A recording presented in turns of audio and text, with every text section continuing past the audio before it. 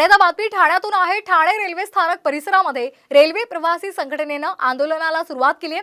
ठाण्याहून कर्जत आणि कसाऱ्याकडे जाणाऱ्या गाड्या या वाढवाव्यात, त्यांच्या फेऱ्या वाढवणे, त्याचबरोबर गुरवली रेल्वे स्थानक तसंच 15 डब्यांची उपनगरीय रेल्वे सेवा यासह विविध मागण्यांसाठी हे आंदोलन केले जाते।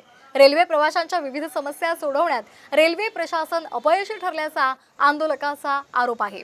दरम्यान याचाच निषेध करण्यासाठी आज ठाणे रेल्वे स्थानक परिसरामध्ये काळ्या फिती लावून निषेध नोंदवला जातोय।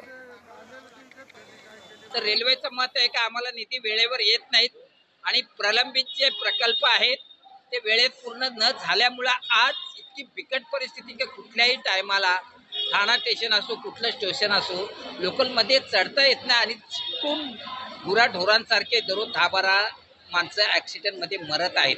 ही चिंताजनक बाब आहे।